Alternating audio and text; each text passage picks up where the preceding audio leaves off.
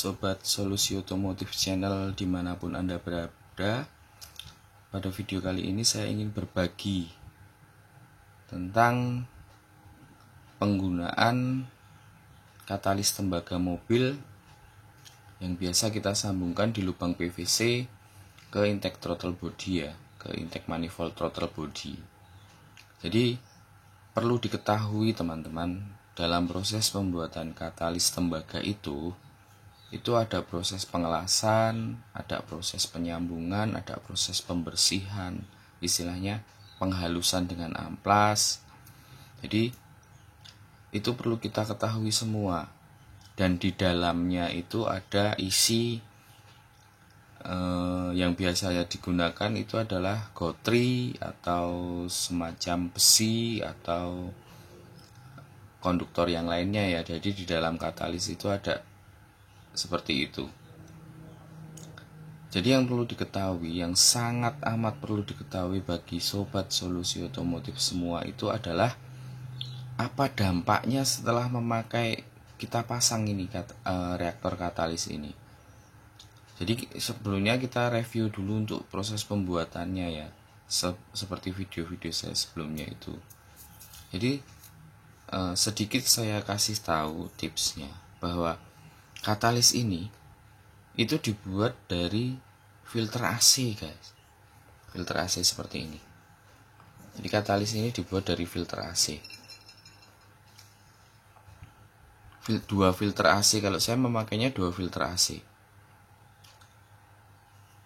Dua filter AC ini kita satukan menjadi satu supaya reaktor katalis itu menjadi lebih panjang dan pemanasan katanya bisa lebih sempurna.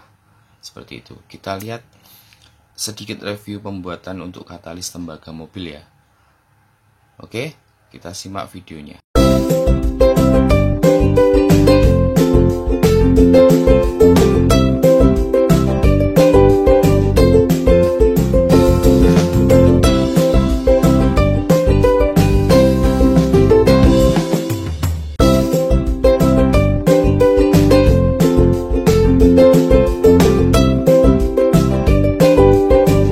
Jadi seperti ini teman-teman.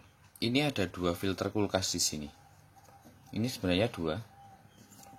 Jadi saya jadikan satu ya. Terus di dalamnya saya isi gotri. Dalamnya itu gotri. Gitu. Jadi salah satu lubang dari filter kulkas itu kita perbesar lubangnya supaya dia bisa menyatu. Dari dua filter kulkas itu bisa menyatu. Jadi seperti ini. Dan isi dari katalis itu saya kasih isi gotri. Gotri ini salah satu konduktor yang baik ya. Karena gotri itu kan besi ya, berasal dari besi. Jadi itu biasanya saya kasih besi gotri di dalamnya. Supaya katanya reaktornya lebih sempurna karena pemanasannya lebih bagus. Karena kan fungsinya sebagai reaktor dia ya. Reaktor untuk membakar kembali sisa-sisa pembakaran yang tidak bisa terbakar yang dikeluarkan dari lubang PCV. Itu akan dibakar di sini, disempurnakan di sini, lalu masuk kembali ke intake throttle body yang akan masuk ke ruang mesin lagi. Kan intinya di situ. Jadi kita review. Ini dua filter kulkas kita jadikan satu. Yang sebelumnya itu kita isi gotri dulu di dalamnya ya teman-teman ya. Nah, ini kita isi gotri di dalamnya.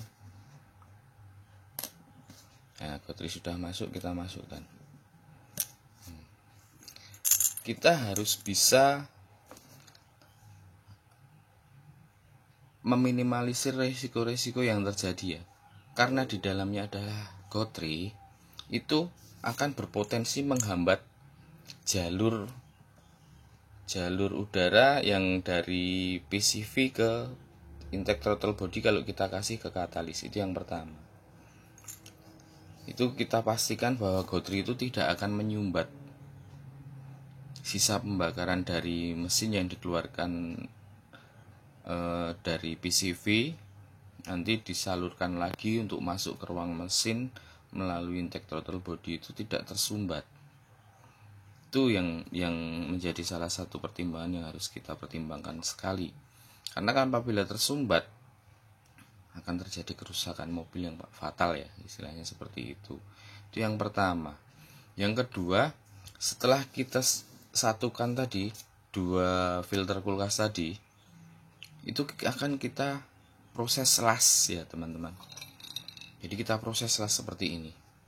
Ini proses lasnya. Seperti ini. Kita las jadi satu.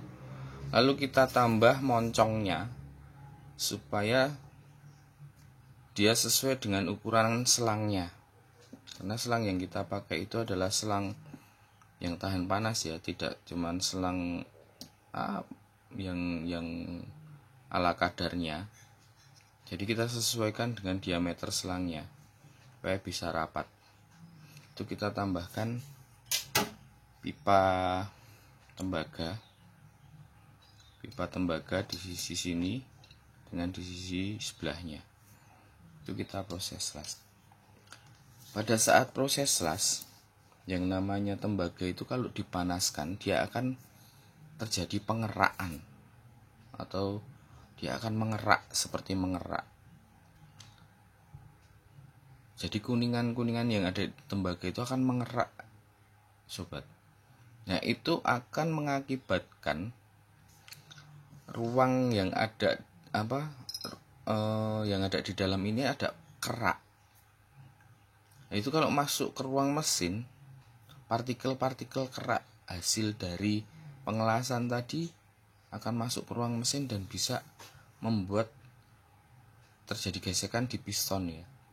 Nah, nanti akan terjadi fatal teman-teman. Seperti itu. Jadi banyak sekali pertimbangan-pertimbangan yang harus kita pikirkan untuk pada saat kita memasang katalis tembaga tadi. Itu yang lainnya adalah seperti itu ya teman-teman. Jadi untuk proses pembuatannya sangat mudah.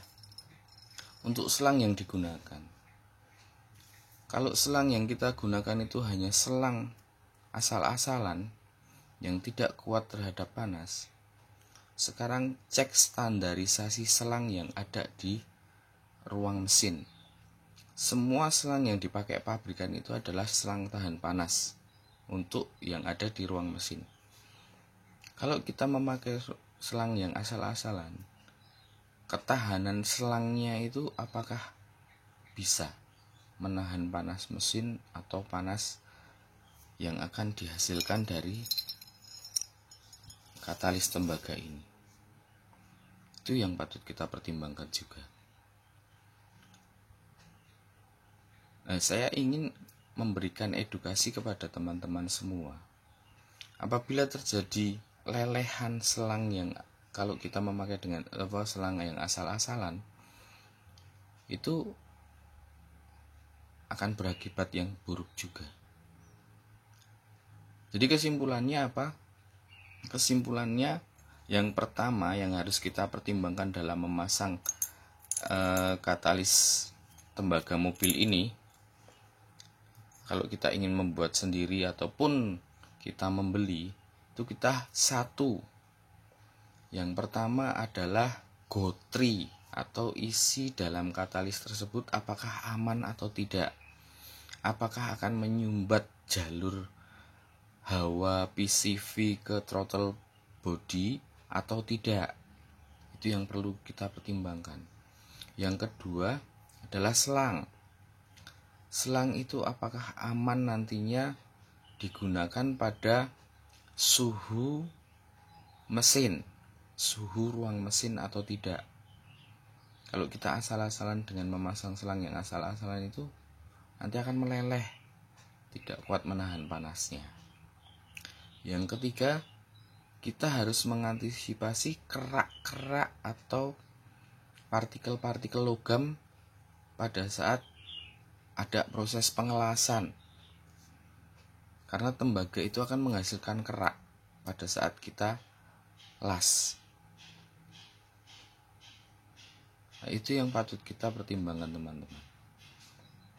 Dan yang terpenting adalah saya akan memberikan edukasi kepada siapapun yang ingin memasang. Katalis tembaga mobil itu tidak berpengaruh teman-teman. Tidak berpengaruh pada performa mesin ataupun yang lainnya. Seperti itu teman-teman. Mungkin video dari saya. Terima kasih. Salam sehat. Salam tetap semangat dalam membuat karya dan berkarya.